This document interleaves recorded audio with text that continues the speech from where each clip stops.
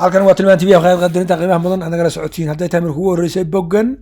fadlan subscribe ku samee YouTube channel anaga saad u noqoto ruuxa ugu horeeya ee la socda wararka warbixinada waraysiga aan qabano week kasta iyo maalin kasta hadii aad mar ku sameysana mahadsan wararka tilmaan TV maanta waxaad ku maqli doontaa ergeyga Mareykanka ee arrimaha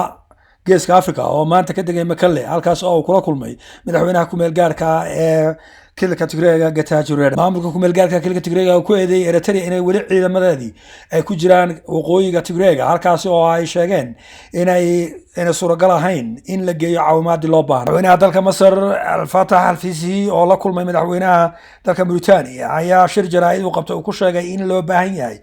in heshiis rasmi ah laga gaaro biyo xidheenka Grand Finance ee muranku muddo dheer ka taagnaa iyaga iyo Ethiopia iyo Sudan isbahaysi lagu magacaabo BRICS ay ku midoobeen Ruushka, China, Brazil iyo South Africa ay ku sameeyeen dhaqaale u gooni ah taasi oo wax lagu kala iibsan doono lacagta currency-ga Chinese-ka iyadoo markaas la diidi doonaan lacagta Mareykanka inay wax ku kala iibsadaan ayaa waxa ku soo biiray 41 wadan oo kamid ah South Asia cabashooyin naga soo gaaray deegaanka Soomaaliya ayaa sheegay in dadka deegaanka u dhashay aan loo ogolayn in la siiyo baasaboorka Etoobiyaanka baasaboorkaasi oo ay qaataan dadka ka soo gudbaya dhinaca Somaliland iyo Puntland oo ganacsiyaal oo bixiya lacag badan oo laaluusha intaas oo warka madaxdiisa hadan warka tilmaan TV offisan ergeyga gaarka geeska Afrika ee Mareykanka iyo safiirka Mareykanka u fadhiya dalka Mareykanka wadankan Ethiopia ayaa maanta waxay ka degeen magaalada Makalle ee caasimadda kilka Tigreega halkaas oo uu ku qaabilay madaxweynaha ku meel gaarka ee kilka Tigreega Getachew Reda isagoo warbixin ka siiyay xaaladda deegaanka abaarta iyo cunaqabataynta oo wali aan la qaadin sidii loo baahnaa isla markaasina uu warar kale naga soo gaaray kilka Tigreega ayaa sheegay in caruurta ka yar 5 sano ay ugu dhimanayaan halkaas nafaqo la'aan وسيدا ay sheegtay hay'adda UNHCR isla markaasina ay sheegeen in caruur badan ay halka ku dhinteen ilaa iyo sanadkan bishii January ilaa iyo hadda waa caruurta ka yar 5 sano oo u baahan nafaqo Getachew Reda oo page-kiisa Twitter ka soo dhigay qoraallo fara badan ayaa wuxuu sheegay in aan ilaa iyo hadda heshiiskii laga gaaray xabad joojinta kilka Tigreega aan wali sidii ay loo fulin iyadoo carqabado ay ka jiraan halkaas ciidamada Eritrea ay ku sugan yihiin waqooyiga kilka Tigreega halkaasina aan la gaarsiin karin caawimaad loo baahnaa dadkii u baahnaana ayna helaynin iyadoo markaas arrimo xagga ammaanka la xiriiray halka ka jiraan isagoo markaas sheegay in heshiiskii lagu soo galay Pretoria ee xabad joojinta ahaa aan wali sidii loogu talagalay aan loo hirgelin dhinaca Eritrea ayaa iyaguna sheegay in ciidamadooda kala baxeen markii heshiiska la gaaray ee sanadkan horaantiisii ilaa iyo haddana wax cadayn ah oo ay keeneen ciidamada Eritrea ay ka baxeen kilka Tigreega ma aynan keenin madaxweynaha dalka Masar Al-Fatah Al-Sisi oo shir jaraa'id qabtay ayaa waxa uu sheegay in muranka u dhaxeeya Ethiopia iyo Sudan ee ku la xiriira biyo xidheenka weyn ee Grand Finance in laga gaaro xal waara isagoo markaas sheegay in ilaalinta security-ga biyaha soo gaara dalka Masar ay tahay mid laba taabtaana isla markaasina uu sheegay in arintan oo muddo dheer soo jiitabaysay waa muranka u dhaxeeya saddexda wadan laga gaaro xal rasmi ah isla markaasina Ethiopia ay la timaado compromise ama ay wax ka tanaasusho sida uu sheegay ilaa iyo hadda dalka Ethiopia wax jawaab ay ka bixiyeen ma jiro arrimahaas uu ka hadlay ee la saabsan biyo xidheenka weyn ee Grand Finance madaxweynaha dalka Masar isbahaysi lagu magacaabo BRICS ay ku midoobeen wadanka Ruushka, China, Brazil iyo South Africa ayaa hadda sii balaaranaya oo ay wadamo dheeraada ku soo darsamayaan isbahaysigan ayaa mid lagu boycott lagu sameynayo isticmaalka dollarka iyadoo markaasi ay ku heshiyeen in la isticmaalo lacagaha local currency-ga oo wax lagu kala iibsado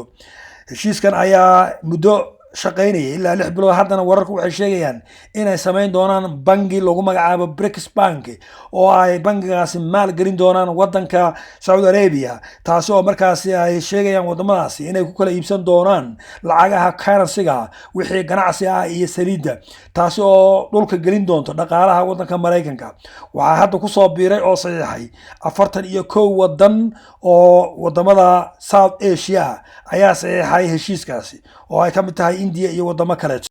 wararka naga soo gaaraya deegaanka Soomaalida dad la soo xiriiray warbaahinta Tilmaan TV ayaa waxay nala wadaageen arrimo aad naxdin u leh oo ay ka mid tahay in dadka deegaanka Soomaalida aan la siinin baasaboorka ay xaq u lahaayeen iyagoo soo buuxiyay dhammaanba sharciyadii iyo shuruudihii looga baahnaa. dadkaasi ayaa maalin walba waxay hortuban yihiin xafiiska nabadgelyada iyagoo markaasi aan xataa loo ogolayn inay gudaha xafiiska galaan oo is-rajis gareeyaan. xataa waxaa jira dad la rajis gareeyay oo magacyadooda lagu soo dhejiyay darbiga kadibna aan loo ogolayn inay gudaha galaan si ay dukumeentiga looga xareeyo, iyadoo markaasi ay dad gaar ah oo lala soo ballamay markasta albaabada laga furo. waxaa kaloo iyadana maalin walba hortuman immigrationka jigjiga dad raba baasaboorka oo ka dhacay in loo bedelo, xataa loo diiday dadkaasi baasaboorka ka dhacay in loo bedelo oo ay intay gudaha galaan ay buuxiyaan form baasaboor cusubna la siiyo. dad waxaa jira halkaasi ku xaniban oo nala soo xiriiray oo ilaa iyo 3 week halka jigjiga ku sugan oo geli waayay gudaha